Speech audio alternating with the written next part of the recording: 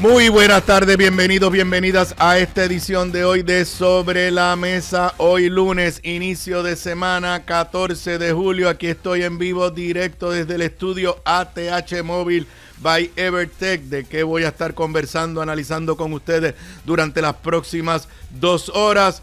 Lo que creíamos imposible, la crisis energética se complica y tendré que dedicarle varios minutos a la edición de hoy para tratar de entender qué está sucediendo. Ética gubernamental multa al senador Héctor Joaquín Sánchez con una multa de $5,000. Eva Prado, electa nueva líder del movimiento Victoria Ciudadana. Avanza la agenda contra la comunidad LGBTQ+. Múltiples organizaciones piden gobernadora vete proyecto afecta a jóvenes trans. Sobre ese tema voy a estar conversando con la presidenta del Colegio de Abogados y Abogadas de Puerto Rico, Vivian Godinox. Contrario al discurso oficial del gobierno de Puerto Rico, nueva presidenta de la UPR reconoce que el Big Beautiful Bill va a afectar la institución académica. Amenaza de un nuevo impuesto ahora a la telefonía móvil. Municipios se unen a las ciudades santuarias para proteger los derechos de los inmigrantes. Y en una noticia que acaba de romper, el Tribunal Supremo Federal deja abierto el camino para que Trump desmantele al Departamento de Educación Federal. Y si es lunes, lunes de Deportes Zona 5. Ay, no es un buen día para mí. Con el auspicio de la Cooperativa de Seguros Múltiples. Esos son los temas que voy a estar discutiendo en esta edición de Sobre la Mesa, que comienza ahora. Radio Isla. Radio Isla da paso a la innovación y la tecnología. Siendo la única emisora en Puerto Rico que lleva la noticia más allá del aire, transformándola en contenido multimedia. Una sola experiencia informativa, tecnología, innovación y periodismo en evolución constante. Radio Isla 1320 presenta un líder cuya voz conecta historia y actualidad. Su visión clara y experiencia única dan luz a los temas que moldean nuestra nación. Aníbal Acevedo Vilá está en Radio Isla 1320. Esto es Sobre la Mesa. Nuevamente bienvenidos, bienvenidas a esta edición de hoy. Para los que me están escuchando, me están viendo en vivo, son las 3:59 de la tarde aquí en todo Puerto Rico. Yo estoy en vivo estamos como niño o niña con juguete nuevo. Hoy ha sido un día donde yo pues tuve la oportunidad de estar en este nuevo estudio ATH Móvil by Evertech, el viernes pasado. Hoy toda la programación comenzó a las 6 de la mañana con transmisión simultánea desde aquí y por Telemundo en Pegados en la Mañana con Mili Méndez. Y todos, pues hoy hemos estado desde este hermoso estudio. Los que estén viéndonos en video saben que esto esto es un estudio de televisión de los más modernos. Estamos en vivo a través de toda la cadena de Radio Isla 1320, pero también en vivo nos pueden ver y escuchar por radioisla.tv a través de la aplicación móvil de Radio Isla. Si no la has bajado a tu celular, te invito a que lo hagas. Nos puedes ver en vivo en la página de YouTube de esta emisora, en la página de Facebook de esta emisora, en la página de Facebook de este servidor, facebook.com/Acevedo Vilá. .net. Así que, ¿qué quiere decir eso? Que nos puedes ver o escuchar en vivo en Puerto Rico y fuera de Puerto Rico gracias a la magia de la tecnología y del internet. Te recuerdo que esta edición de Sobre la Mesa se retransmite hoy a las 10 de la noche por el canal 85 de Liberty Cable TV y que más tarde la vas a encontrar en todas las aplicaciones que permiten escuchar podcast, Spotify, Apple Podcast, Google Play, en todas ellas la vas a encontrar y también más tarde hoy o temprano mañana la encontrarás en mi canal de YouTube bajo mi nombre, Aníbal Acevedo Vilá. Ahí encontrarás esta edición y todas las ediciones anteriores de Sobre la Mesa. Si no te has suscrito a mi canal, te invito a que lo hagas. Dale a la campanita y de esa forma recibirás un aviso cada vez que tengamos algún video disponible. También te invito que visites el otro canal donde participo semanalmente bajo el nombre de Análisis de la Z a la A. Ese es el podcast que semanalmente grabo con la licenciada Zoe Lavoy. Es un canal diferente. Bajo ese nombre nos encuentras en YouTube, Spotify y Apple Podcast. El episodio de la semana pasada, Zoe y yo, a veces nos pasa que empezamos a tocar unos temas que nadie ha tocado y luego empiezan a cobrar fuerza. Y en la edición que está disponible en nuestro canal de YouTube, la semana pasada comenzamos a analizar con un invitado muy especial la situación de los jóvenes trans, que en este momento hay un proyecto, está ante el escritorio de la señora gobernadora, el PDLC 350, que desde el punto de vista clínico, médico, todos los sectores se oponen. El Colegio de Médicos Cirujanos,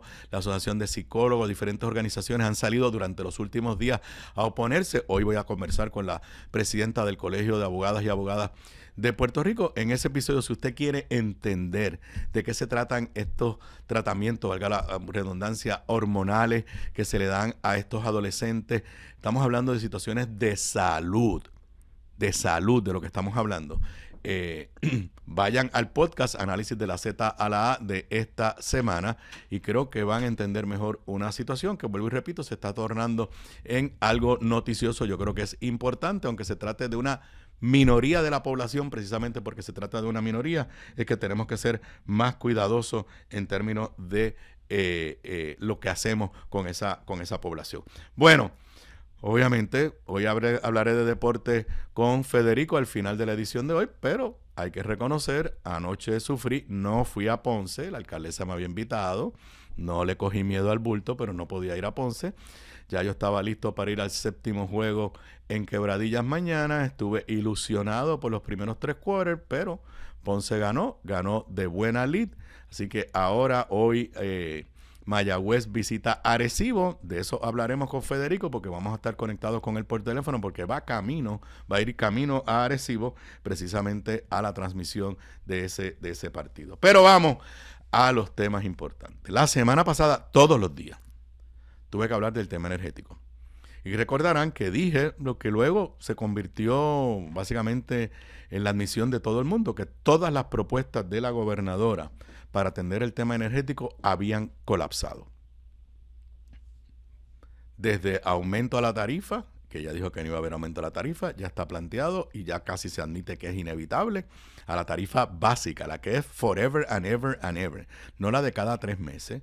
Desde el contrato con Genera, que le iba a ahorrar millones y millones de dólares, dizque al pueblo de Puerto Rico, pero que había que darle 110 millones de dólares adelante a Genera, que no fue aprobado por el negociado de energía, y esa era una de las principales, alegaba la gobernadora, uno de los principales logros que ella había tenido. El contrato para la generación de emergencia de los 800 megawatts, que básicamente el negociado de energía lo redefinió y finalmente se canceló la subasta y ahora estamos en un nuevo proceso que desconocemos por dónde anda.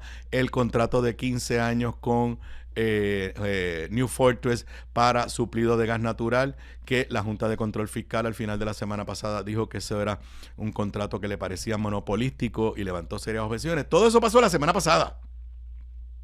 Todo eso. Llega el fin de semana y comienzan a desarrollarse noticias que hoy acaparan los titulares de algunas de las primeras planas de los periódicos.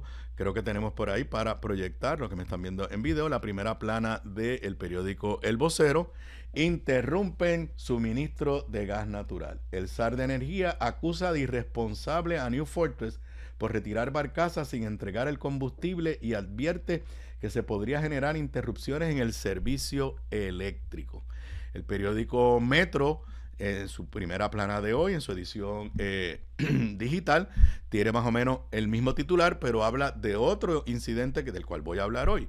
Pues si podemos proyectar Metro ahí, doble golpe al sistema eléctrico. San Juan sin gas y Aguirre averiada. Vamos primero a lo del suministro, el suministro de gas. Yo creo que aquí hay que poner un poco de historia, primero para que entiendan qué es lo que está sucediendo. Lo que pasó el fin de semana es que Puerto Rico básicamente tiene un monopolio. El gobierno de Puerto Rico le entregó el monopolio del gas natural a una empresa que se llama New Fortress, que a la misma vez es la dueña de Genera, que es la que tiene el monopolio de la generación en todas las plantas que eran antes de que siguen siendo de la autoridad, pero que administraba la Autoridad de Energía Eléctrica. Entonces el problema que tenemos es que por las decisiones que las voy a ir examinando hoy con ustedes, yo creo que esto hay que ponerlo en el contexto histórico. El gobierno de Puerto Rico, bajo el control de 3 gobernadores del PNP, ha perdido el control del suministro de gas natural para la isla, a la misma vez que el gobierno del PNP ha determinado aumentar la dependencia del gas natural. ¿A quién le entregamos ese monopolio? A New Fortress, que a la misma vez es la empresa dueña de Genera. Y quien está, según todos los estados financieros, no es ningún secreto, al borde de la quiebra. En algún momento hoy, antes de terminar, veré por dónde andan las acciones de New Fortress en el día de hoy. Pero vamos a ¿por qué llegamos a donde estamos en este momento? Ok, en el 2018, bajo el gobierno de Ricardo Rosselló, se le entregó, ya en ese momento, New Fortress estaba supliendo gas natural en Puerto Rico, lo cual es perfectamente legítimo, se dedican a eso. Pero el gobierno de Ricardo Rosselló, acuérdense estos nombres, con Anthony Maceira como director de la Autoridad de los Puertos, le dio el control absoluto de una propiedad del pueblo de Puerto Rico, del muelle de San Juan por donde puede entrar gas natural. El gobierno del PNP, de Ricardo Rosselló, Anthony Maceira, director de la Autoridad de los Puertos, le dio un contrato multianual a New Fortress para que ellos administraran el muelle. Ahí está el primer problema, señoras y señores. Porque ellos no son administradores de muelle, ellos son vendedores de gas natural. Y por donde único puede entrar el gas natural a San Juan es por ese muelle. Pues si Ricardo Rosselló, Anthony Maceira y todo el liderato del PNP, porque nadie protestó, le entregan el muelle a New Fortress, pues ¿qué va a pasar? Pues por ahí solamente va a entrar gas natural, que lo traiga, que lo venda New Fortress. Ese fue el primer paso. Luego vamos al gobierno de Pierluisi. El gobierno de Pierluisi le da el control de toda la generación de la Autoridad de Energía Eléctrica a Genera, sabiendo, porque esto no era un secreto, que Genera no es una compañía de generación, que Genera es una subsidiaria que se inventó New Fortress. Genera solamente existe en Puerto Rico. Se inventó New Fortress para administrar las plantas de generación.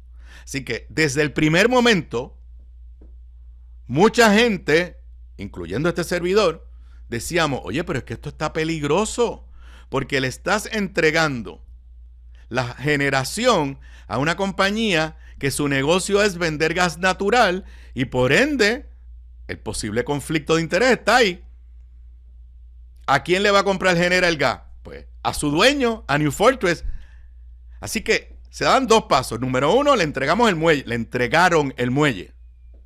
Y número 2, le entregan la generación. En ese momento, nadie del PNP dijo nada. Ni Tomás Rivera Chat, ni Johnny Méndez, ni Jennifer González. Cuando el conflicto era evidente. Era evidente. Ahora llegamos a este cuatrenio. ¿Y cuál ha sido la determinación de política pública más importante de Jennifer González como gobernadora? Amarrarse al gas natural. Pero repito, cualquier gobernador que haya jurado el 2 de enero sabía que se enfrentaba a un monopolio del gas natural. Y se enfrentaba, Jennifer podrá decir, esos son contratos de otros gobernadores, todos PNP, y ella nunca protestó. Es más, en la campaña no habló mal de Genera, hoy está hablando mal de Genera, eso vamos. Pero es Jennifer la que decide detener los proyectos de energía renovable, permitirle a Donald Trump que nos tumbara $300 millones que estaban aprobados para proyectos de energía renovable. Y es Jennifer González la que su gran cambio de política pública es gas natural por todos lados. Cuando en ese momento ya tenía que saber que se estaba entregando a un monopolio. Y donde estamos hoy, por todas estas determinaciones de los gobernadores del PNP, uno, entregarle el terminal de San Juan a New Fortress. Dos, ese fue Ricky Rosselló. Dos, Pedro Pierluisi contratar a Genera cuando se sabía que el negocio de Genera de verdad es la venta de gas natural, porque Genera a quien pertenece a New Fortress. Y tres, Jennifer González, en un escenario monopolístico, dice, no, mi jugada es más gas natural, más gas natural, más gas natural, más gas natural. Y los proyectos de energía renovable en el limbo, paralizados. Estamos en una situación peor que cuando hablábamos del cartel del petróleo. ¿Se acuerdan? Oigan, porque el cartel de petróleo por lo menos eran 2, 3 compañías. Que entre ellas se ponían de acuerdo. Pues parece que sí, nunca. Aquí es una. Una. Que trae gas natural. Lo recibe en el muelle, que es del pueblo de Puerto Rico, pero se lo entregamos. Pagando una chavería. Y le vende el gas natural así mismo, porque se lo vende a Genera. Y entonces crearon todo, una cosa ficticia de que entonces para que Genera no fuera quien comprara el gas natural, pues crearon y contrataron esta empresa del licenciado Osvaldo Carlos para que entonces hiciera la subasta y hubiera libre competencia y nadie dijera... Pues si Osvaldo Carlos se metió la semana pasada que a quien único se le puede comprar es a New Fortress. Entonces, en ese escenario, la Junta de Control Fiscal, la semana pasada, detiene un contrato que el gobierno de Jennifer González le había dado, o por lo menos ya habían acordado, con New Fortress, para que supliera gas natural para Puerto Rico, no solamente para las plantas que ya hoy tienen gas natural, sino para las que nos vayamos a inventar en el futuro. Yo nunca en mi vida había visto una cosa como esa. O sea, para conversión de plantas viejas a gas natural que todavía no se han aprobado, ya el gobierno de Jennifer González le había dado el contrato. $20,000 millones en valor, dijo la Junta de Control Fiscal, por 15 años. Y la Junta, en una de esas movidas, de las pocas que uno tiene que decir, estoy de acuerdo con la Junta dijo, espérate, esto hay que mirarlo. Y ni voy a entrar en los señalamientos que hizo la Junta. Cómo cambiaron las condiciones de esa subasta para ajustarla todo a lo que podía, lo que quería y podía hacer New Fortress. Ahora la gobernadora está peleando con New Fortress, pero desde el primer día que juró todo lo que ha hecho Jennifer González y su gobierno, desde el primer día que juró, es complacer a New Fortress. Porque el contrato que anunciaron en febrero, el 27 de febrero, para revisar el contrato que había firmado Pierluisi con Genera y que nos iba a ahorrar $800 millones, era un embuste. Era para darle $110 millones este año a New Fortress. En este escenario, cuando la Junta dice, no, espérate, yo no puedo aprobar este contrato, pues entonces explota la guerra entre New Fortress y el gobierno, y durante el fin de semana, New Fortress se llevó un barquito, un barco de los que transporta gas natural, que estaba en la bahía de San Juan, que estaba listo para suplir las plantas de San Juan, las unidades 5 y 6, también suple a unas plantas de emergencia, esas que se compraron, ¿se acuerda? Que vinieron con María y que FEMA primero las pagó y después el gobierno las compró. Pues todo eso se está quedando sin gas natural. New Fortress se saca de la manga, porque nadie había escuchado eso, y le manda una carta, me parece que fue el sábado, a Josué Colón, diciéndole que esto es lo que ellos dicen, que desde junio le habían notificado a la directora de la Autoridad de Energía Eléctrica que le debían creo que son $6 millones y $3 millones en intereses, y que le habían dicho que si no le pagaban iban a parar el suplido.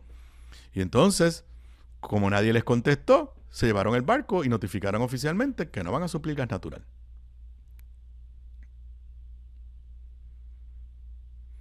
Al día de hoy, Josué Colón no ha negado que le deban esos chavos a Genera. Por otro lado, Josué Colón, y ahora voy a lo que acaba de hacer la gobernadora, entienden que esto es un chantaje de New Fortress. Y saben que los dos tienen razón. Parece que le deben los $9 millones, porque yo no escuché a Josué Colón diciendo eso es falso. Yo no sé si es cierto que hay una carta del 23 de junio que nos ocultaron, donde ya New Fortress le advertía, si no me pagas, no te voy a suplir gas natural. Yo no sé si eso es cierto o no, pero no lo han desmentido. Ahora, que lo que está haciendo New Fortress es básicamente chantajear al pueblo de Puerto Rico, sí. ¿Pero por qué lo puede hacer? Porque el gobierno del PNP le entregó el monopolio. Porque Jennifer González declaró que su política pública es gas.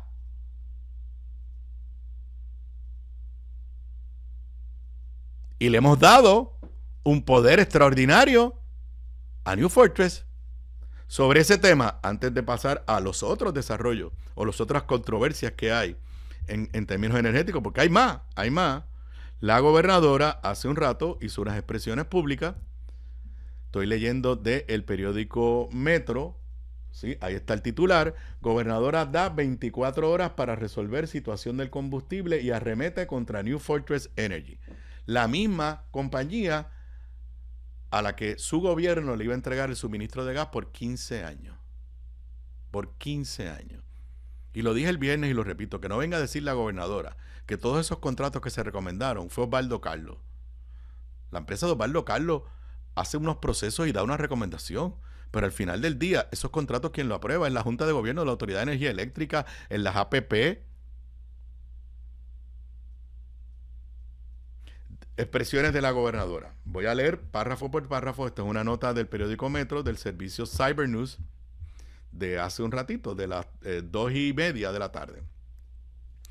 Voy a leer palabra por palabra lo que dijo la gobernadora, me parece sumamente importante. Yo tengo que decir que si la situación de suplido de combustible no se resuelve en las próximas 24 horas, yo me voy a reservar todos los remedios que tenga disponibles para hacer valer el contrato que está vigente. Ellos están violando el contrato de suplido de energía. Y si se creen que con esta actitud hostil, que no es de buena fe, van a privar al gobierno de Puerto Rico y al pueblo de Puerto Rico de tener luz en meses de picos de alta generación, a mí me parece eso un intento de extorsión. Me parece un intento de tratar de negociar casi apuntándole con una pistola al gobierno de Puerto Rico. Y el gobierno de Puerto Rico no se va a dejar chantajear de esta empresa. Nosotros vamos a tomar todos los remedios legales que tengamos a nuestra disposición para que esta empresa cumpla con el contrato actual que vence en agosto del 2026 para los terminales 5 y 6 y para los cuales no está supliendo energía. Entonces, obviamente como aquí hay una ficción jurídica que la conoce el PNP, porque así fue que le dio el contrato, pues una cosa es New Fortress y otra cosa es Genera, porque son dos entes corporativos separados, aunque son del mismo dueño. Entonces la gobernadora sobre Genera dice, a ellos se les ha notificado el incumplimiento del contrato porque ellos son los responsables de manejar las plantas generatrices. Por lo tanto, este es un contratista que suple el gas y ellos tienen que asegurar el suplido del gas. Así que ellos también tienen que hacer cumplir con el contrato existente. Por amor a Dios, Jennifer, primero no hay por dónde entrar el gas porque tu gobierno se lo entregó a New Fortress. Sí, lo que está pasando es que ahora plantas que podían usar gas natural van a empezar a usar diésel que contamina más y es más caro. ¿Y quién va a pagar los platos rotos? ¿New Fortress? No. ¿Genera? No. Ustedes y yo. Vuelve y dice la gobernadora. Yo tengo que decir que ellos quieren tomar de rehén a Puerto Rico en una situación de suplido de energía. Estamos haciendo todos los análisis correspondientes porque esto no solamente es privar al pueblo de Puerto Rico del suplido de infraestructura crítica como es la energía eléctrica, en este caso gas natural, para usarla como un mecanismo de presión mientras se está negociando otro contrato. Están buscando coaccionar al gobierno, no dándonos el suplido para lo que tienen contrato y están incumpliendo, y por la que mi equipo de trabajo está buscando alternativas para resolver esta situación. Si ellos se mantienen en la posición de no suplir gas natural, a menos que se le den todos los términos que ellos quieran, pues tengo que decirles que sí no funcionan las cosas en el gobierno de Puerto Rico, y nosotros no vamos a negociar con empresas que tienen maneras de negociar. Chévere, respaldo a la gobernadora, pero llegamos a donde llegamos y estamos donde estamos porque esa fue la política pública ejecutada por Ricardo Rosselló, Pedro Pierluisi y Jennifer González. Regreso con más de energía luego de la pausa. La clave para la buena cocina, además de los ingredientes y recetas, está en la calidad de los productos en los que cocinas. Por eso te recomiendo mi línea Giovanna Heike Cookware Collection, con acabado en cerámica, mangos ergonómicos y 4 milímetros de espesor para mejor conducción de calor. Lo distribuye North Caribe Imports y su marca Caribí, donde además encuentras utensilios de cocina y limpieza para tu hogar. Ahora cuida tu jardín con Caribí Garden. Caribí, calidad, experiencia y el mejor precio. Pídelos en tu supermercado más cercano. Simplifica tu vida con Caribí. Distribuye North Caribe Imports, la empresa puertorriqueña con más de 50 años sirviéndote a ti. Bocados Divino, el lugar perfecto para almuerzo o cena. Menú internacional, especializados en los mejores guisos, cabrito al vino, rabo encendido y el mejor osobuco que puedes encontrar. Mariscos frescos del país, langosta de nuestras costas, amplia carta de vinos y jugos naturales, con la mejor localización, seguridad y amplio estacionamiento gratis. Bocados Divino, en el edificio del Colegio de Abogados en Miramar. Para reservaciones, llamar al 787-238-1530. Gramas lindas, gramas, plantas, palmas y todo para tu jardín. En Dorado, 796-1386. 796-1386. Gramas lindas, excelente calidad y servicio insuperable. 796-1386. Aquí de regreso a Sobre la Mesa. Para los que me estén escuchando o me estén viendo en vivo, son las 4:24 de la tarde. Aquí tengo un comunicado que hace unos minutos emitió Genera PR. Lo voy a leer al aire, no sé ni lo que dice, voy aquí. Genera PR reconoce la preocupación pública en torno a la disponibilidad de combustible para nuestras unidades de generación, particularmente las turbinas ubicadas en San Juan y Palo Seco. Queremos asegurar al pueblo de Puerto Rico que como operadores de la flota generatriz de la Autoridad de Energía Eléctrica, nuestra prioridad principal es mantener la continuidad y estabilidad del suministro de energía. Estamos trabajando diligentemente con el mayor sentido de urgencia para poner en servicio todas las unidades, cumpliendo con nuestras responsabilidades contractuales y operativas con el gobierno de Puerto Rico. Mientras la Junta de Supervisión Fiscal evalúa los acuerdos sobre los contratos de suministro de combustible, Genera PR se compromete a velar por la continuidad de las operaciones y la producción de energía. Seguiremos utilizando los recursos disponibles para continuar reparando unidades y aumentando la capacidad de generación según establecido en nuestro plan de trabajo. 3 párrafos que no dicen nada. Porque, ¿qué va a hacer Genera? ¿Criticar a New Fortress? ¿Qué va a hacer Genera? Decir, nosotros vamos a demandar a New Fortress y nos vamos a unir al gobierno de Puerto Rico a exigirle a New Fortress. No lo van a decir porque son los mismos. Son los mismos.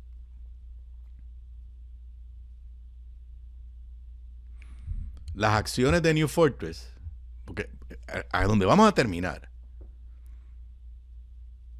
es con una empresa a la que el gobierno le entregó la generación de nuestra energía,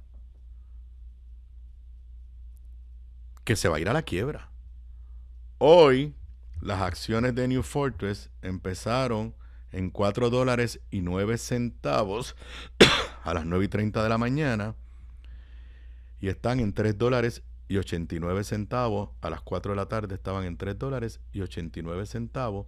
Siguen a la baja y con todas estas noticias. Inclusive me llegó aquí una información. Lo que pasa es que quiero saber bien de dónde es. Aquí es una nota sobre New Fortress, pero en la República Dominicana.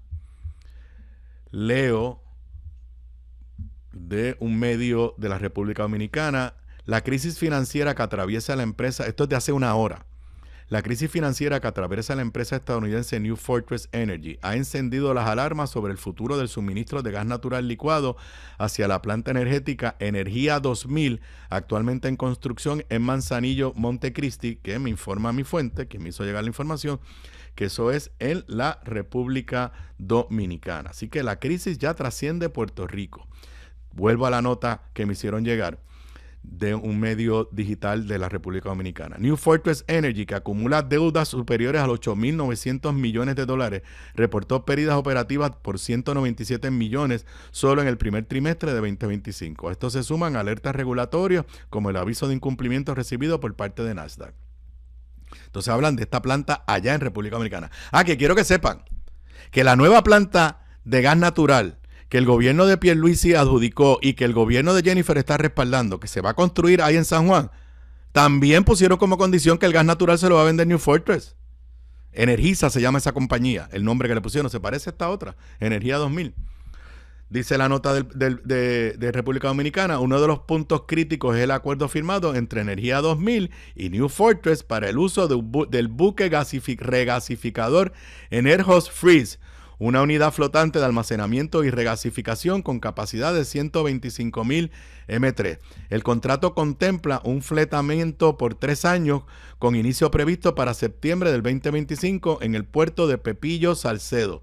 Este acuerdo representa un componente esencial en la cadena de abastecimiento de gas para la nueva planta, por lo que cualquier incumplimiento por parte de New Fortress comprometería tanto la entrada en operación como la sostenibilidad energética del proyecto.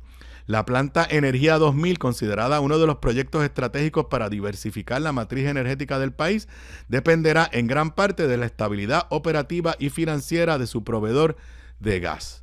Así que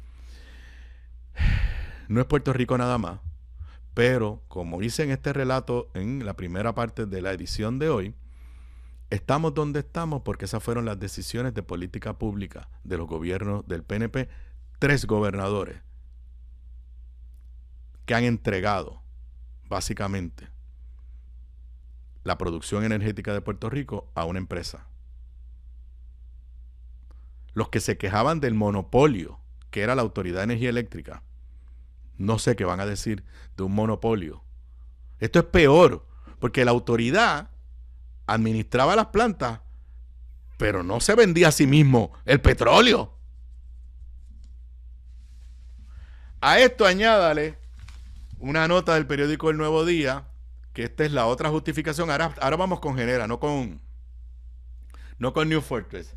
Página 8 del periódico El Nuevo Día, creo que tenemos por ahí el clipping. Recorte impide a Genera cumplir sus obligaciones. La determinación del negociado de hacer un ajuste temporero se aplicó proporcionalmente a las 3 entidades que manejan el sistema eléctrico.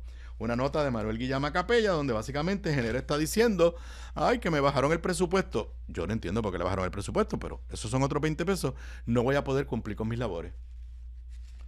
Pese a tratarse de una medida transitoria, Genera PR alegó que el presupuesto que el negociado de energía aprobó para iniciar el año fiscal, con recortes a las 3 entidades que administran el sistema eléctrico, socava la capacidad de la empresa de cumplir sus obligaciones contractuales de desempeño y de implementar generación apoyada por el gobierno federal y proyectos de resiliencia en curso. Así que, para añadirle, ahora Genera dice que el presupuesto que le aprobaron, que es menos que el del año pasado, no entiendo, tengo que admitirlo, que con ese presupuesto ellos no pueden hacer la labor que se les encomendó. Y encima de todo eso, Aguirre tuvo una avería y por lo menos hasta esta mañana, creo que lo que escuché es que quizás mañana o pasado pueda entrar en servicio. Y la generación de emergencia que nos había prometido la gobernadora de 800 megawatts, pues la generación de emergencia en el limbo. Porque ¿se acuerdan que eso iba a ser la generación que iba a estar en operaciones en junio? Ahora básicamente se abrieron a un nuevo proceso porque hubo problemas en cómo se llevó a cabo el proceso anterior. Y le entregaron, eso es lo otro, y lo tengo que decir con el mayor respeto, al amigo Osvaldo Carlos. Todos estos contratos que han fracasado, la gobernadora le echó la culpa a Osvaldo Carlos la semana pasada. Hoy no, pero la semana pasada. Esos contratos no somos el gobierno, es una entidad privada. Y sin embargo, le vuelven a entregar a la misma empresa que vuelva a hacer ahora el proceso de subasta para los 800 megawatts. Cosas veredes. ¿Cuánto me queda? Me quedan 3 minutos. Pues yo mejor me aguanto y cojo los otros temas. Miren, la gobernadora, yo no sé lo que va a hacer la gobernadora. Hay quien entiende que aquí hasta puede haber posibles violaciones de ley federal. Si es cierto que New Fortress está incumpliendo el contrato. Yo no soy experto en el contrato, yo no sé lo que dice el contrato.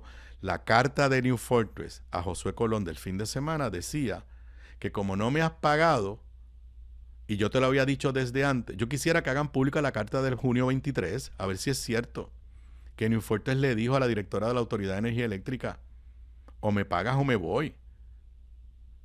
Y yo no sé si eso es válido dentro del contrato. Yo le puedo decir por experiencia propia, en años anteriores, de suplidores importantes del gobierno de Puerto Rico que a veces tienen que llegar a amenazar y decir, mira, no te voy a seguir dando los servicios porque no me pagas. Y pues cuando hacen eso aparecen los chavos y empiezan a abonar el gobierno. Estoy hablando años atrás. O sea, eso no es algo nuevo. Aquí, en términos de la crisis, yo no tengo la más mínima duda que New Fortress está usando esto para presionar. Lo que no sé es si la ineptitud del gobierno de Puerto Rico le dio la excusa. Porque si yo sé que mi socio, entre comillas, está molesto y tiene el poder porque tiene el monopolio. Ahora digo yo, como dijeron los chicos esta mañana, que son 9 millones en este mundo de los miles y miles de millones que le pagamos a New Fortress. Ahora, la gobernadora, más allá de las 24 horas, ¿qué vamos a hacer para mantener esas plantas prendidas? De las plantas que le compramos a FEMA, que creo que son 12, 10 solamente funcionan con gas natural.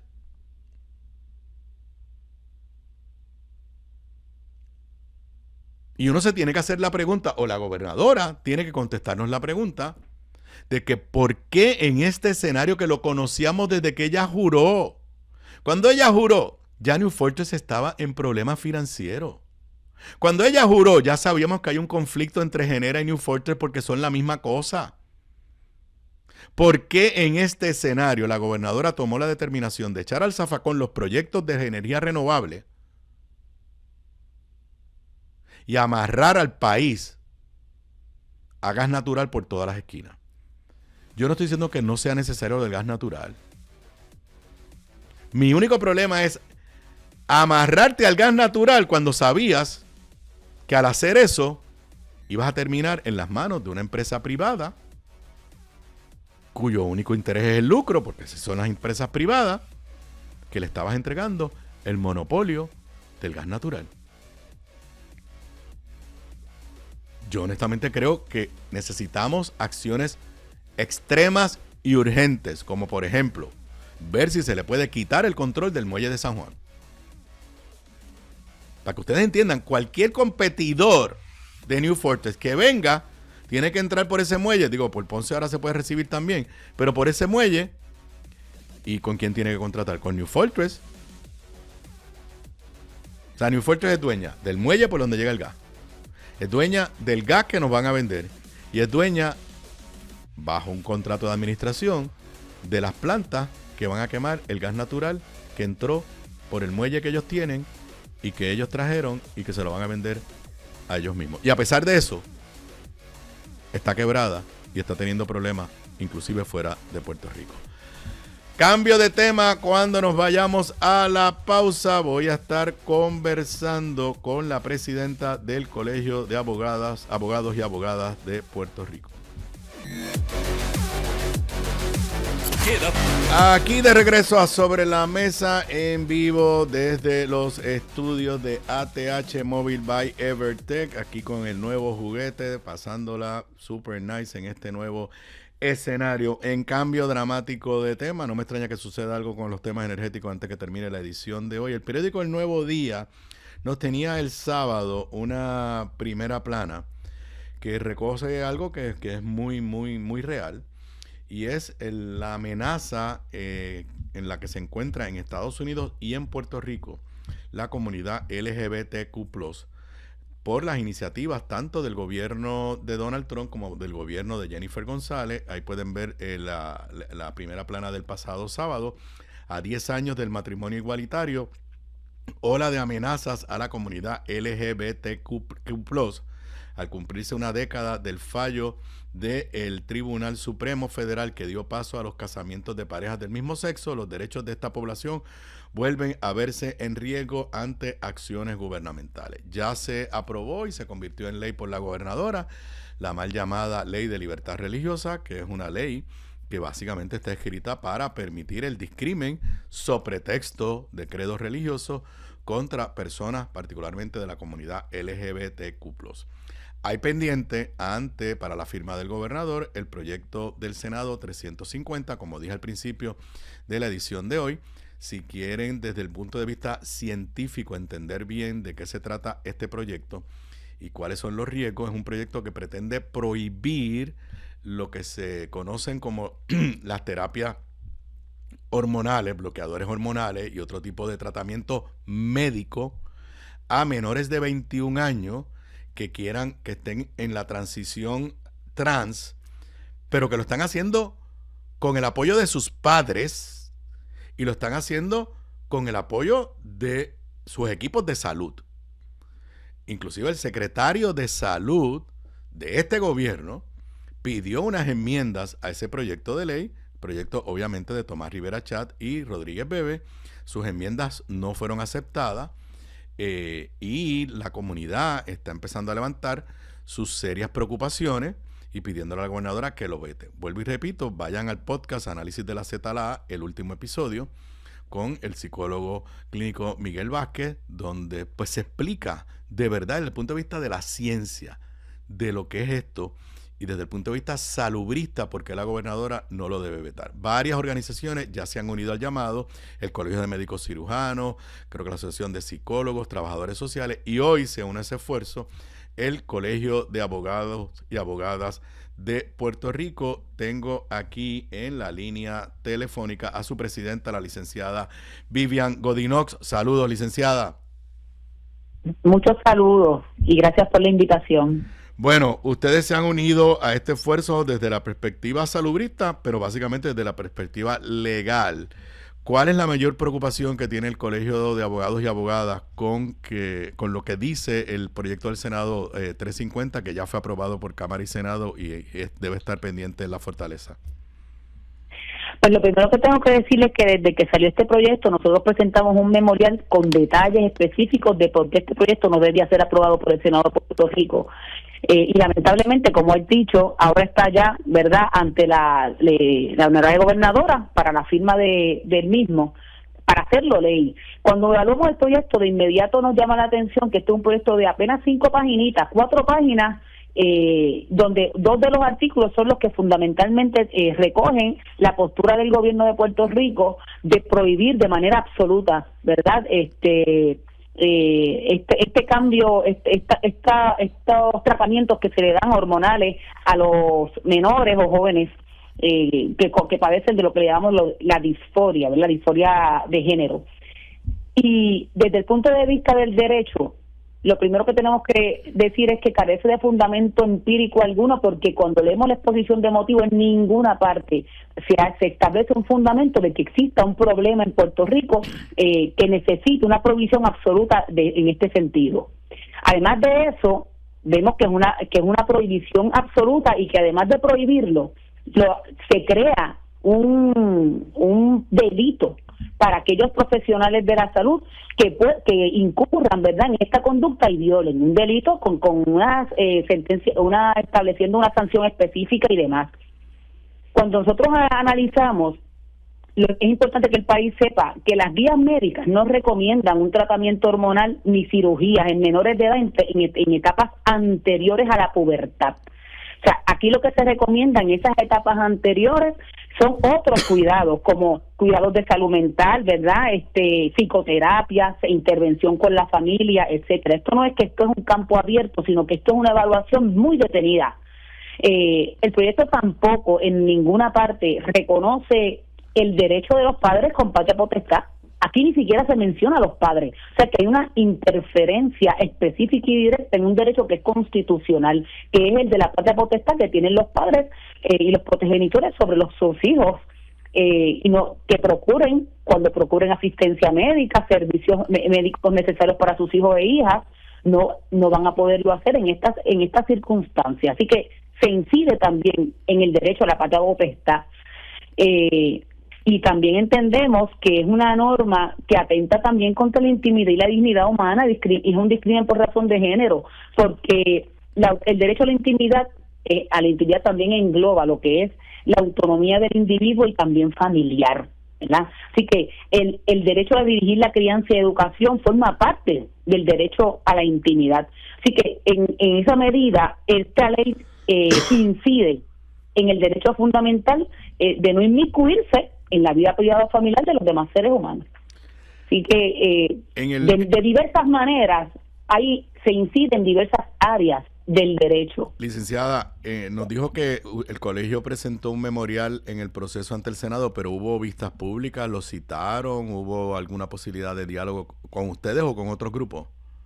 No hubo vistas, por eso es que nosotros le enviamos una carta a la gobernadora en donde estamos incluso pidiendo a la gobernadora primero que vete este proyecto, ¿verdad? Que no lo firme, pero también estamos exhortándola a que puedan hacer un espacio, ¿verdad? Que abre el espacio para la participación de otros componentes como es el colegio y otras organizaciones profesionales de la salud y personas expertas en derechos humanos y organizaciones que acompañan la niñez para que pueda hacerse la discusión completa de este tema antes de tomar determinaciones como la que se pretende con este proyecto de ley que está para la firma. Me consta. Incluso estamos ofreciéndonos, ¿verdad? Como un espacio abierto de parte del colegio para aportar en la medida en que el gobierno lo requiera. Nosotros estamos aquí para aportar en ese aspecto. Me consta, y es algo que en el podcast que grabé con la licenciada Zoela Boy la semana pasada, análisis de la ZLA, y con el psicólogo clínico Miguel Vázquez, que hay un grupo de madres de jóvenes transicionando trans que quieren reunirse con la gobernadora y que aparentemente hasta este momento la gobernadora no los ha escuchado, y ellos lo que quieren ellas son madres, lo que quieren es reunirse en privado para que la gobernadora entienda. Aquí, como tú muy bien dijiste, no hay un problema. Aquí no tenemos gente protestando. Además, estamos hablando de una minoría de las minorías, pero precisamente porque son una minoría es que tenemos que protegerlo más. ¿Alguna señal que hayan tenido ustedes de la fortaleza o simplemente hasta ahora silencio absoluto? Hasta ahora es silencio. Nosotros, ¿verdad?, notificamos esta carta hoy durante la mañana. Y esperaríamos, ¿verdad? Nos gustaría que la gobernadora pudiera atender nuestra comunicación y que hubiera alguna llamada o nos refiriera, ¿verdad? Se refiriera al colegio y detenga, porque esa es la exhortación que le hacemos, que detenga la firma hasta que esto no se pueda evaluar en su completo contexto. Porque, nuevamente repetimos, lo que dispone este proyecto de ley de apenas 5 páginas con 2 artículos importantes y unas definiciones, no contempla que exista un problema, no tiene fundamento empírico ni científico y viola los derechos humanos de la comunidad trans, viola los derechos de la patria potestad y establece además de eso unas disposiciones que yo quisiera que la gente sepa, que el público que nos escucha, que lo que se está determinando aquí es una pena de reclusión de término fijo de 15 años a ese profesional que incumpla con esta ley. Sí, y encima de eso le quitan la licencia porque le van a revocar su licencia. Y si es una entidad jurídica, los permisos. El Colegio de Médicos enfatiza eso en su oposición, de que básicamente están criminalizando a un profesional de la salud que en el mejor ejercicio de su criterio, porque estos son tratamientos validados y recomendados. científicamente. Así que, y quiero que los amigos de escucha sepan que el tracto de este proyecto fue que se aprobó temprano en la sesión, llegó a la fortaleza y la gobernadora pidió devolverlo para que atendieran unos reclamos del secretario de salud de la gobernadora.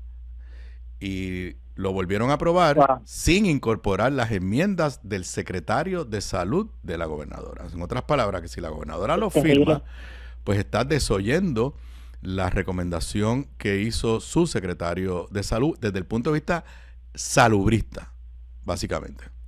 Es lamentable lo que está ocurriendo en esta ley, este proyecto de ley y otros, donde estamos dejando de lado la ciencia. Lo que nos dicen los fundamentos científicos y empíricos los estamos dejando de lado para hacer una legislación de problemas que no existen como tal, ¿verdad? Que son unos bichos, unas controversias que hay que atender de inmediato. Aquí hay otros asuntos que hay que atender, pero entonces estamos legislando para eliminar derechos que ya son adquiridos. Y este es uno de muchos, porque pues la ofensiva contra derechos adquiridos es por todos lados, tanto a nivel federal como a nivel de aquí de Puerto Rico. Nuevamente, pues felicito al Colegio de Abogados y Abogadas de Puerto Rico pues por siempre levantar la voz y aportar, y en esta ocasión me uno a las voces que le están pidiendo a la gobernadora que vete, que no firme el proyecto del Senado 350, porque básicamente atenta contra la salud de jóvenes que están en unos procesos con el apoyo de sus padres, porque esto es bien importante. Aquí estamos hablando, nada de esto se hace sin que los padres y los ultraconservadores que dicen a mis hijos los crío yo, cuando no están de acuerdo, cuando están de acuerdo, entonces en esa casa se mete el gobierno para decidir qué puede hacer o qué no puede hacer un padre. Muchas gracias. Gracias. Y me voy a la pausa, regreso con más luego de la pausa. Aquí de regreso a Sobre la Mesa en vivo desde el estudio ATH Móvil by Evertech, iniciando una nueva etapa aquí en Radio Isla 1320 desde este tecnológico moderno estudio ATH Móvil by Evertech. Aprovecho para decirle, los que quieran conocer a la amiga, y sí, le digo amiga porque es amiga, Giovanna Heike, va a estar este próximo viernes a las 12 del mediodía en el supermercado Econo, allá de Expreso Trujillo Alto, y a las 3 de la tarde en el de Campo Rico. Así que si usted quiere conocer a Giovanna Heike, dese la vuelta. Mi saludo a Giovanna, se le aprecia mucho, y la realidad es que me ha agradado su regreso a Puerto Rico. Estuvo bastante tiempo fuera de Puerto Rico y, como dicen por ahí, está pegada. Bueno, en noticia que rompió hoy, y es de algo que es una controversia de años, se informa que la Oficina de Ética Gubernamental multó al senador PNP Héctor Joaquín Sánchez por $5,000. Ahí ven el titular en la edición digital del periódico El Nuevo Día. Ética Gubernamental multa por $5,000 a Héctor Joaquín Sánchez. El senador se defiende y anuncia que apelará. La sanción se relaciona con la gestión del hoy legislador del PNP como secretario asociado del Departamento de Educación. Yo creo que el título de verdad era subsecretario. Este señor era y es un protegido del PNP, pero particularmente de Pedro Pierluisi.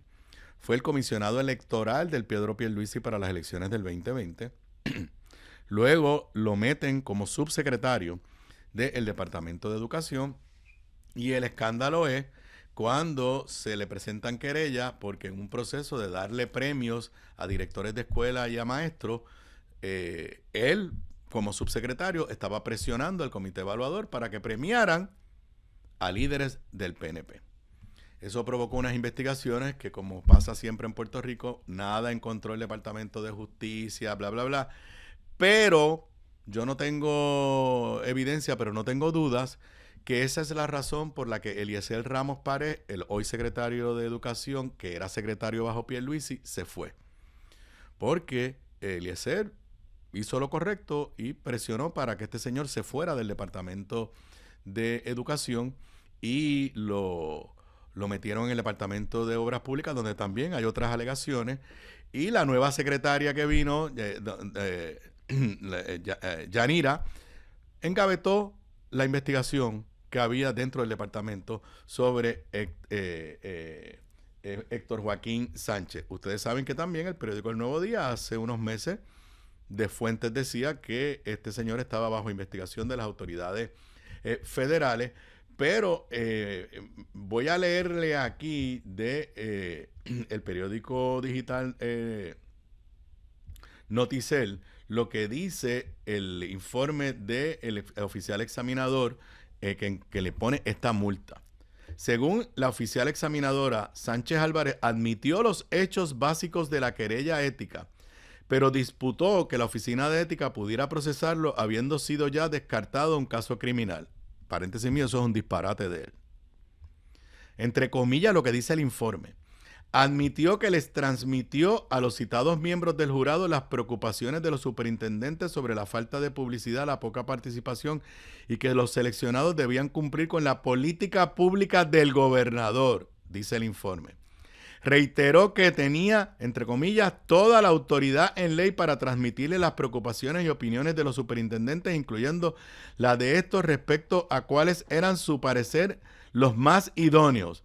Añade el informe al citar los escritos de la defensa de Sánchez Álvarez, quien también esgrimió que, como ninguno de sus dos candidatos se llevó el premio, no hubo violación de ley. Estoy leyendo de Noticel. El funcionario también se defendió diciendo que la querella estaba sustentada, escuchen esto, senador del PNP, en conjeturas e inferencias producto de acciones fraudulentas y antiéticas del licenciado Eliezer Ramos Párez, entonces secretario del Departamento de Educación, para afectarlo. O sea, el senador del PNP, Héctor Joaquín Sánchez, puso por escrito que el hoy secretario de Educación, en aquel momento no era secretario de Educación porque lo había sido antes, había entrado en conjeturas e inferencias producto de acciones fraudulentas y antiéticas. Vuelvo y cito del informe. El querellado procuró una ventaja indebida para los candidatos mencionados, siendo esta incompatible con el servicio público y la moral. La actuación del querellado propiciaba una competencia desleal alejada de los criterios contemplados en la rúbrica de evaluación y del plan de trabajo para dicha iniciativa. El querellado debió abstenerse de procurar otorgar una ventaja para dos participantes por encima de los demás candidatos. Dicha actuación no era compatible con sus obligaciones como subsecretario asociado en la implementación de la política pública establecida por la agencia, la ley y la moral. No quedó duda en esta oficial examinadora que de manera clara, robusta y convincente el señor Sánchez Álvarez incurrió en la violación imputada, concluye la oficial examinadora. Y pues como les dije, la multa es de $2,500 para el hoy senador PNP por el distrito de Carolina. Y en el escenario político, ayer se llevó a cabo la asamblea del movimiento Victoria Ciudadana y salió electa la líder Eva Prado. Vemos ahí la nota del periódico El Nuevo Día. Nacimos para romper el bipartidismo. Eva Prado es la nueva coordinadora general de la organización y Manuel Natal fungirá como coordinador de la Comisión de Estrategias Políticas. Creo que me parece que no es una sorpresa la selección de ella. Había otra candidata, Mayra Vicil Bernier, que también se había lanzado. Mayra Vicil obtuvo 91 votos de los 491 contabilizados, o sea que ganó cómodamente Eva Prado. Yo creo que Eva tiene el potencial, tiene la capacidad organizativa, tiene la proyección pública, pero tiene una encomienda bien difícil. Victoria Ciudadana irrumpió en la política puertorriqueña en las elecciones del 2020 bajo el liderato de Alexandra Lúgaro y dio un jamaquión fuerte. Logró elegir en esa elección 2 senadores y 2 representantes por acumulación. Y la licenciada Alexandra Lúgaro obtuvo cerca de 14-15% del voto en esa elección del año 2020. Pero Victoria Ciudadana no se ha recuperado, número 1, de la salida de Alexandra Lúgaro y número 2, del resultado de la alianza con el PIB en las pasadas elecciones. Hoy no tiene ni un solo senador o senadora, hoy no tiene ni un solo representante o representante, tiene menos miembros en las legislaturas municipales que los que tuvo en el 2020. Estamos a mediados de julio y no ha podido terminar la reinscripción de su partido. Así que tiene retos grandes. Yo creo que tiene unos retos organizativos y creo que tiene unos retos de identidad. No voy a ponerme a especular, ellos sabrán cuál es su estrategia, pero no sé, creo que seguir con el estribillo de que nacimos para destruir el bipartidismo, no sé, yo creo que más la gente lo que quiere escuchar es qué es lo que tú me vas a traer, qué es lo que tú vas a representar para mí. Las campañas negativas funcionan y yo no lo voy a negar, pero al final del día la gente lo que quiere es que tú le des esperanza. Y entonces, pues, creo que el estribillo del bipartidismo, pues, cuidado hasta dónde puede llegar. Los que conocen mi pensamiento saben que yo soy de los que creo que mientras más oferta política haya en Puerto Rico, mejor para el país. Así que ojalá, desde mi punto de vista, logren inscribirse. Yo creo que el país necesita una diversidad de ofertas porque nosotros estamos en un momento histórico donde estamos perdiendo participación electoral. Cada día la gente, un mayor número de personas deciden quedarse en su casa y no salir a votar. Y mi hipótesis es que en la medida que haya una oferta más variada, pues en teoría tú puedes lograr que más personas salgan a votar. Obviamente todos los ojos van a estar ahora puestos sobre Eva Prados en el desempeño de su labor. Es una especie de pase de batón del liderato con el que empezó Victoria Ciudadana. Y pues esperemos a ver los resultados. Bueno, y en temas federales, la gobernadora anda por ahí y su equipo diciendo que este proyecto, que la ley, el Big Beautiful Bill de Donald Trump es buena para Puerto Rico. Es más, en el fin de semana, la realidad es que no le tomé un screenshot, no la tengo para exhibirla, pero la oficina de Puerto Rico en Washington, PRAFA, estaba poniendo en las redes sociales una campaña de cuán buena era el Big and Beautiful Bill para Puerto Rico. Y a mí me parece eso extremadamente peligroso, porque no es buena nada. Hay unos elementos ahí positivos para Puerto Rico y otros para todo Estados Unidos. Pero en el balance, cuidado. Entonces, mientras la gobernadora y su equipo están diciendo eso, esto es una noticia del fin de semana. Ustedes saben que yo en momentos pues revivo noticias de fin de semana que se pierden. En el periódico El Vocero, la nueva presidenta de la Universidad de Puerto Rico, Sayira Jordán Conde, levanta la voz de alerta sobre el peligro que puede tener esa nueva ley. Anticipan impactos del Big Beautiful Bill en Puerto Rico. La nueva ley impone topes estrictos a los préstamos federales disponibles para estudios avanzados y elimina el programa Graduate Plus. Una nota de Alexandra Acosta Villanova. Y dice, los procesos académicos y financieros de la UPR tendrán un impacto profundo, entre comillas, a causa de la nueva ley One Big Beautiful Bill, que modifica criterios de elegibilidad, estructuras de préstamo y planes de repago con implicaciones inmediatas para estudiantes y egresados, reconoció la presidenta de la institución, Sayira Jordán Conde. Estableció en declaraciones escritas enviadas el miércoles a la comunidad universitaria que las nuevas disposiciones requerirán que la UPR fortalezca becas internas. Pregunto yo, ¿de dónde va a sacar los chavos? Y programas de exención de acuerdos de cooperación con entidades externas para facilitar nuevas fuentes de apoyo.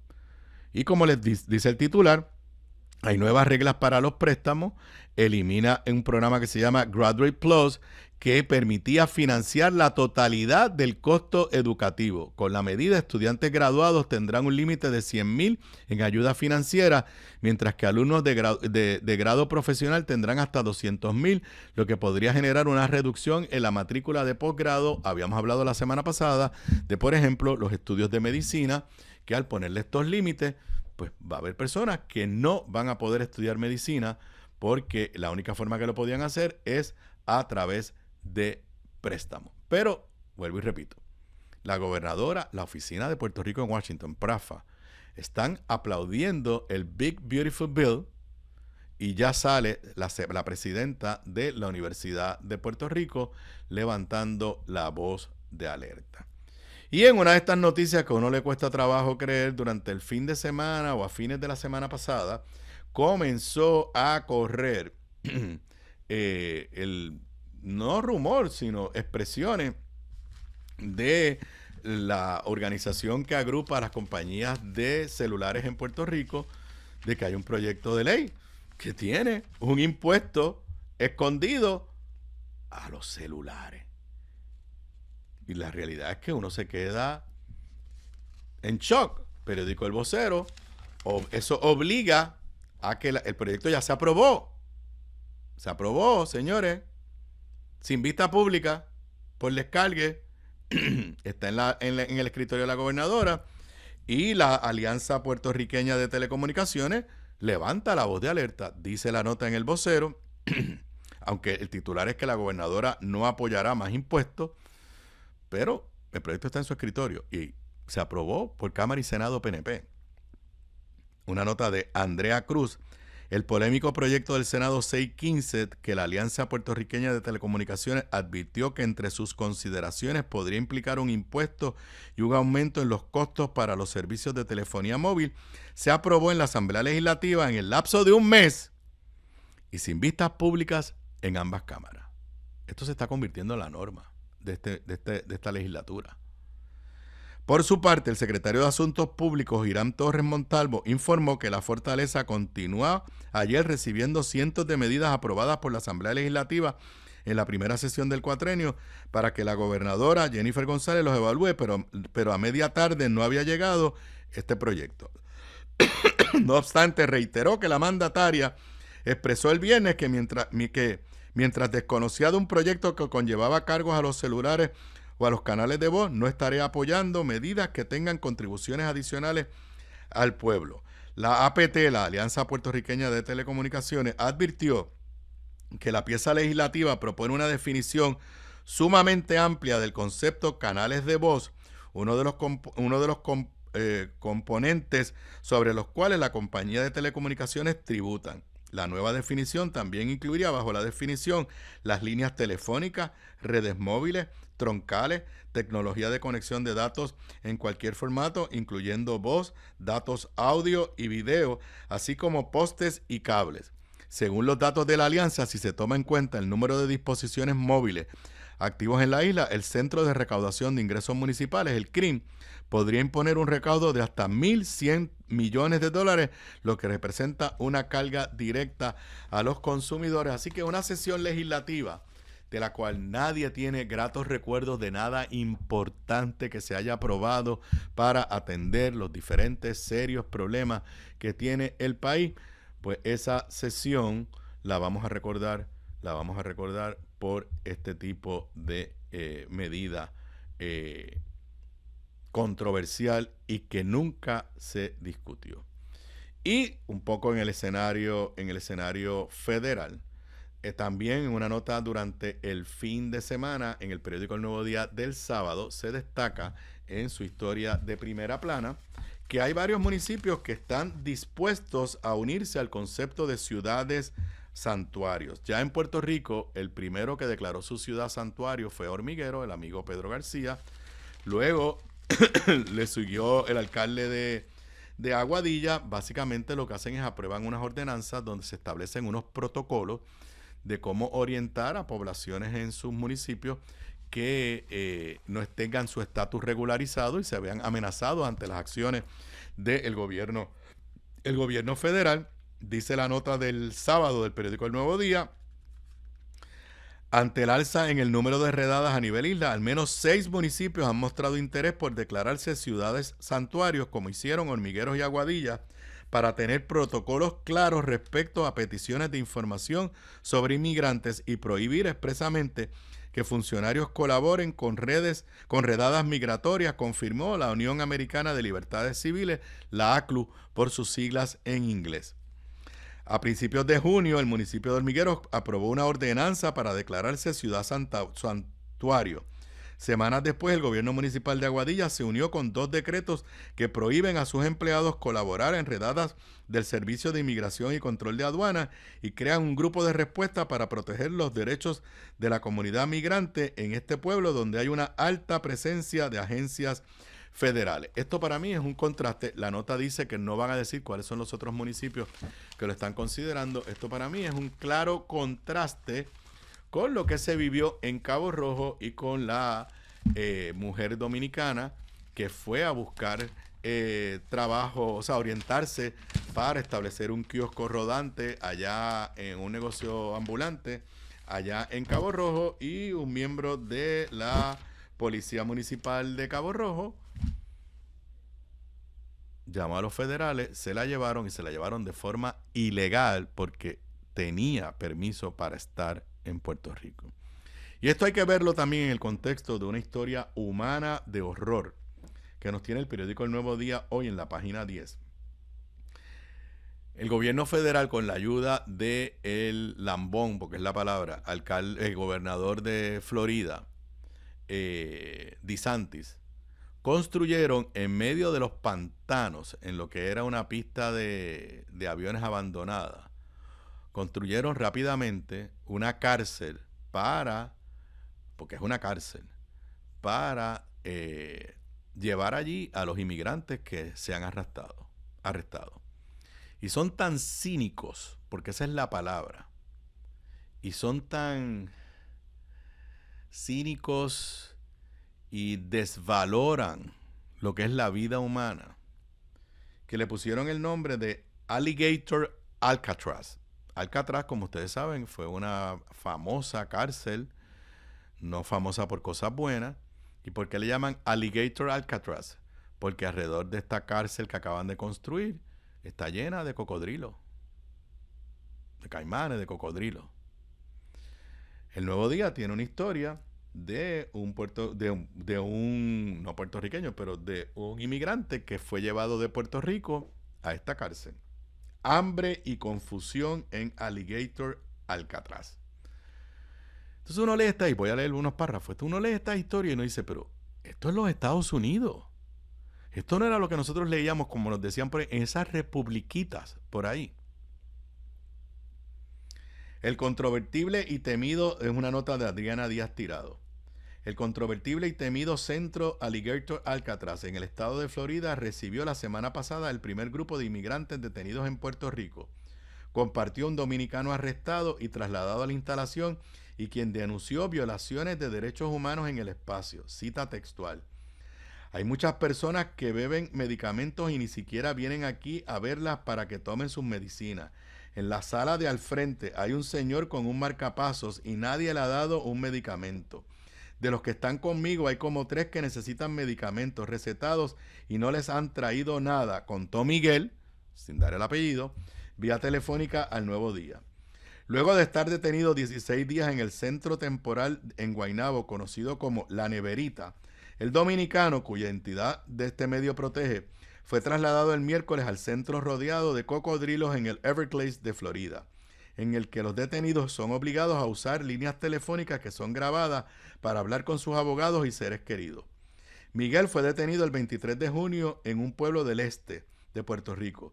Pese a estar en proceso de regularizar su estatus migratorio y haber cumplido con todas sus citas en la corte, el padre de familia fue arrestado y separado de su esposa puertorriqueña. Paréntesis mío, este no es un criminal, esto no es lo que decía Donald Trump.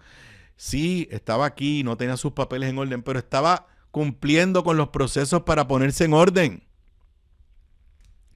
Vuelvo a la nota. Tras recorrer varias instalaciones del Servicio de Inmigración y Control de Aduana en la isla, el miércoles fue trasladado a Florida. Logró contar su experiencia a través de 2 llamadas de cerca de 15 minutos cada una con el Nuevo Día, conectadas a través de su abogado. Cita textual de lo que dice Miguel. Nos levantaron a las 5 de la mañana para que nos bañáramos. A las 7 a.m. nos esposaron de manos, pies y cintura. Salimos de La Neverita frente a la cárcel federal y llegamos al aeropuerto. Llegamos a Luisiana porque había que dejar a unos mexicanos. A las 3:30 p.m. el avión no funcionó y entre los cambios de avión dieron las 6 p.m. hasta que salimos para Miami. Antes de salir de Puerto Rico el miércoles, los agentes del ICE le habían dado un sándwich con una botellita de agua. A lo largo de la travesía entre aeropuertos no fue hasta las 3 p.m. que le dieron otro pan con agua. Nos montaron en una guagua de transporte todavía esposados de pies, manos y cintura. Llegaron a medianoche a Alligator Alcatraz. Allí en la entrada nos dejaron desde las 2:30 a.m. y allí amanecimos. Éramos 43 personas esposados de manos y pies. Nos empezaron a procesar el jueves a las 3:53 p.m. El último sándwich con agua fue a las 3 p.m. del miércoles. Y por ahí sigue un relato de horror porque no hay otra forma de describirlos. Y en la esfera federal, esta es una noticia que rompió, entrando yo hoy a la edición de Sobre la Mesa, y mis esperanzas de que los tribunales detengan a Donald Trump se van evaporando. El Tribunal Supremo de los Estados Unidos le dio luz verde a Donald Trump para que vaya desmantelando el Departamento de Educación sin acción congresional y que básicamente comience a despedir a miles de empleados del Departamento de Educación Federal. La orden del tribunal, estas órdenes que se dan sin escribir opiniones, solamente hay una opinión disidente, obviamente, ¿de quién? De la jueza Sonia Sotomayor, a la que se unieron las dos juezas nombradas por demócrata. Aunque es una orden temporera, como está haciendo el Tribunal Supremo, no hay la más mínima duda que es una victoria otra victoria más en los tribunales para Donald Trump, y se espera que con este apoyo del Tribunal Supremo de los Estados Unidos se ejecute el despido de miles y miles de empleados federales que laboran en el Departamento de Educación. ¿Qué consecuencias tendrá eso para Puerto Rico? Como dice Rentas por la Mañana, ya veremos. Son las 5:22 cuando regresemos. Deportes Zona 5 con Federico López y la muerte de mis Piratas de Quebradillas. Regresamos con eso y más luego de la pausa. Aquí analizamos cada deporte jugada tras jugada. Ahora se sienta a la mesa el comentarista deportivo Federico López. Aquí de regreso a Sobre la Mesa, y como dice la introducción, si es lunes de Deportes Zona 5 con Federico. Hoy no lo tengo en persona, tampoco lo tenemos en video porque va camino a Arecibo porque lo tienen trabajando esta noche en el juego del BCN. Saludos, Fede. Saludos, Aníbal, saludos a todos. Deportes Zona 5, tiempo extra, traído ustedes por Seguros Múltiples. Imagínate si no los tuviera, ya tú lo dijiste, de camino al juego 6 entre los Indios de Mayagüez y los Capitanes de Arecibo. Bueno, pues, ¿qué te puedo decir? Yo este fin de semana no me fue muy bien en los deportes, más allá de Boston, que sigue con su racha. Así que empieza tú, ¿de qué quieres hablar del BCN? Bueno, vamos a hablar de esta serie 3-2, así que juego de eliminación para los Indios de Mayagüez, el mejor equipo de la sección B del baloncesto superior nacional. Vamos a ver qué pueden hacer en la Petaca y Guina. No han ganado todavía en estos playoffs en la Petaca. Arecibo robó en el juego 5 allá, y de qué manera lo hizo. ¿Y de qué manera? Ganó sólido, sí. Ganó cómodo, se terminó por 19, pero esa no era la realidad de lo que fue ese partido. Dominaron de principio a fin. El primer parcial de ese juego fue 22-9. Así que ahí ya te puedes imaginar lo que fue el resto del partido para los Indios de Mayagüez, que ahora, lamentablemente para sus aspiraciones, tienen que ganar y sacar el partido en este juego 6 para permanecer con vida y tratar de llegar a esa final de conferencia donde, a tu disgusto, ya esperan los Leones de Ponce, que ayer eliminaron a tus Piratas de Quebradilla. Lo sé, no fui. ¿Sabes por qué perdimos? Porque yo no fui. Si yo hubiera ido, les hubiera dado alguna inspiración. Sí, tú eras la suerte de esos Piratas en el día de ayer.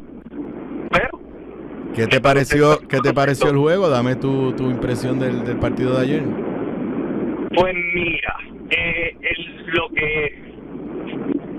como cerraron jugaron los Leones es impresionante, se pusieron a jugar bien, si se puede decir de esta manera, o crearon una racha al final cuando era necesario y desapareció la ofensiva de los Piratas de Quebradilla.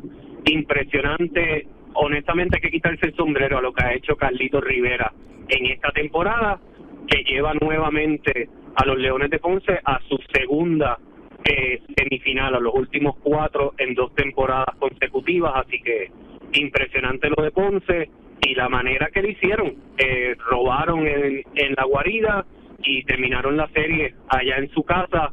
Ahora tienen unos días de descanso esperando a ver quién adelanta esa final de conferencia entre los Indios y los Capitanes. Mis felicitaciones a los Leones, mi saludo, la felicité anoche a la alcaldesa antes que ella me fuera a bullear a mí.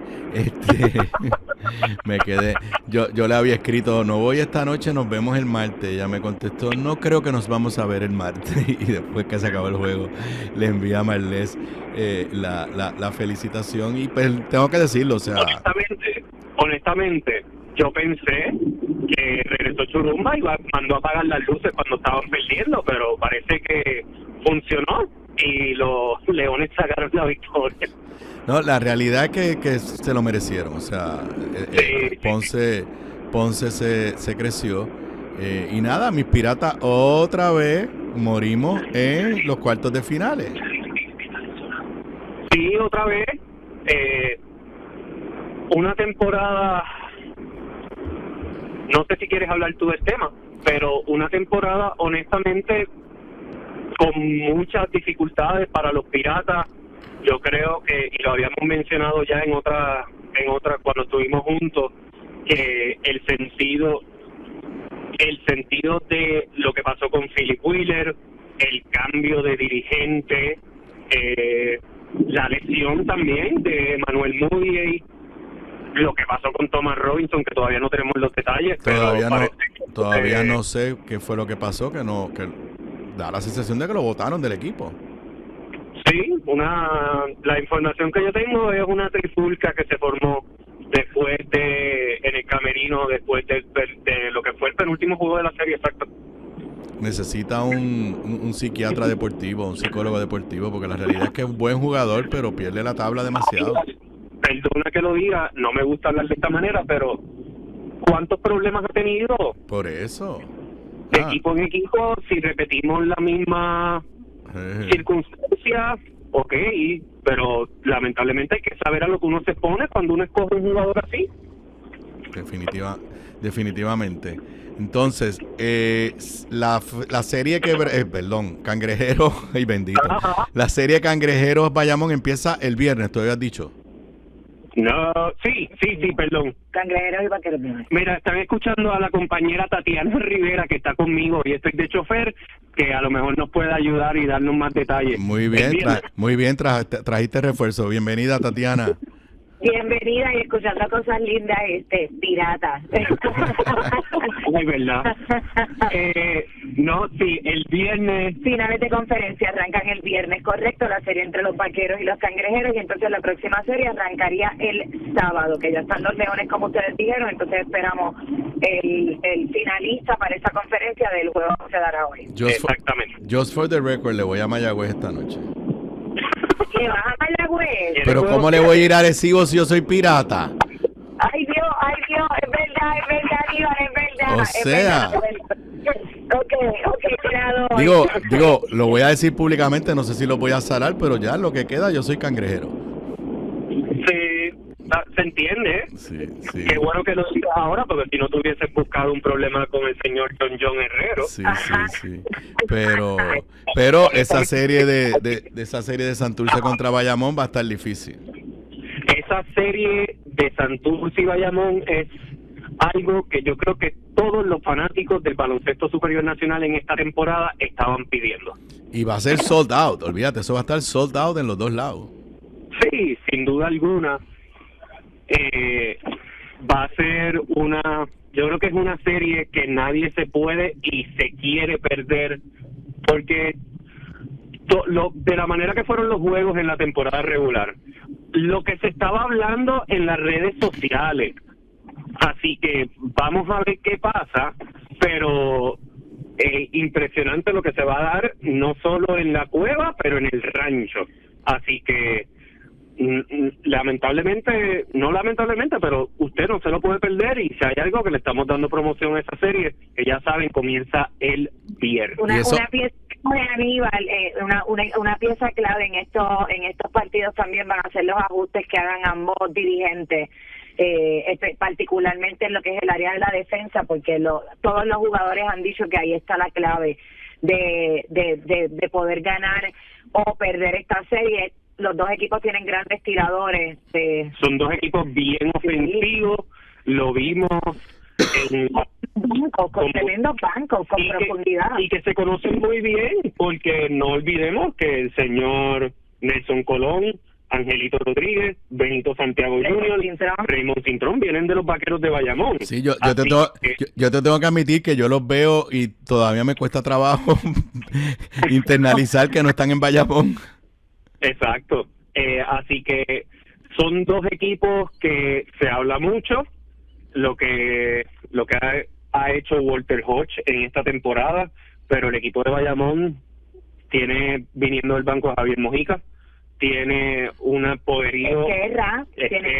Tiene el mismo Raymond Cintrón que en el último partido, aunque ya estaba decidido, él siguió tirando de tres y conectándose, que él tiene mucha profundidad, pero no podemos tampoco olvidarnos de la profundidad de los cangrejeros. Ángel Matías, como tú dijiste, Benito, Walter Hodge, que ha liderado, viene del banco y te mete 20 puntos. Estos dos equipos tienen viniendo del banco a posiblemente 5 jugadores o 6 jugadores que serían iniciadores en cualquier otro equipo del baloncesto superior nacional, así que nos espera una gran serie en la final de la conferencia A.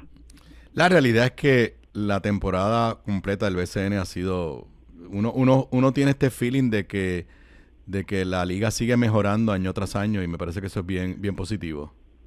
Positivo y genial para el baloncesto en Puerto Rico como desarrollo, y esto siempre se ha dicho que es una liga de desarrollar talento, y qué talento hemos visto, lo que ha hecho Cuco López en estas 2 temporadas, lo que ha hecho Esquerra en esta temporada, son jugadores, Ramsés Meléndez en Arecibo, son jugadores que vamos a tener por temporadas y temporadas, así que qué talento hay en la liga más dura. Mira, ¿y el juego de hoy va por punto 2 o por Telemundo?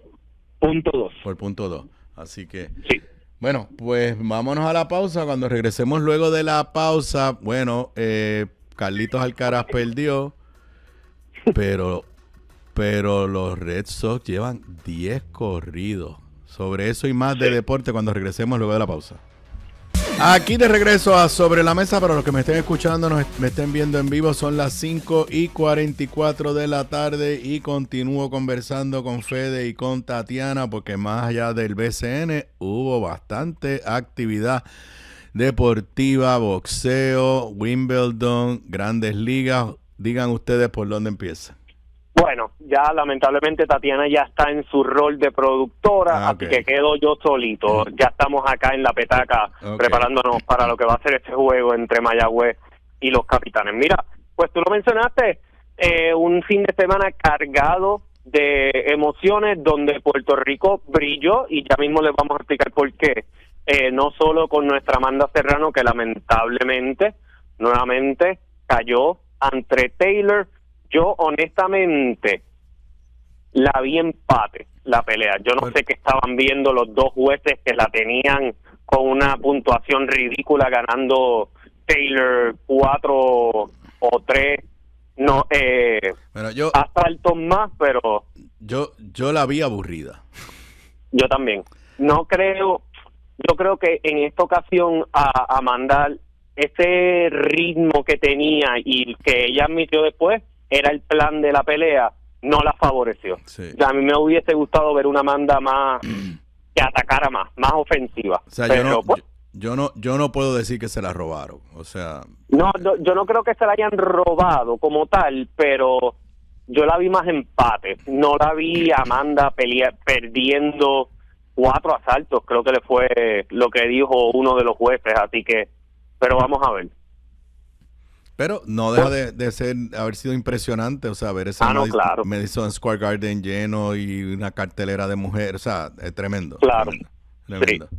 Como durante el fin de semana también tuvimos las finales de Wimbledon, lo que fue la final femenina, que fue un dominio total, 6-0, 6-0. Tenemos nueva campeona Swiatek, que ganó, y luego la final masculina, que termina Sinner ganándole a Carlitos Alcaraz.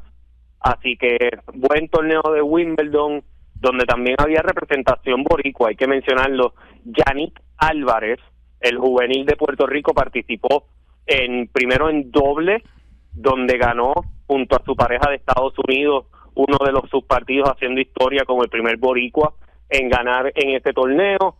Y Yannick Álvarez formará parte de la delegación de Puerto Rico para los Juegos Panamericanos Junior Asunción 2025, que comienzan el 9 de agosto, así que futuro prometedor para el tenis boricua con Yannick Álvarez.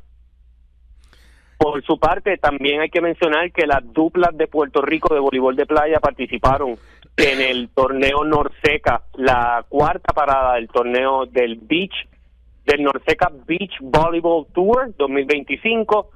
Ganaron oro, ambas duplas de Puerto Rico, y María González y Alanis Navas ganaron su tercera medalla de oro en el torneo consecutivo.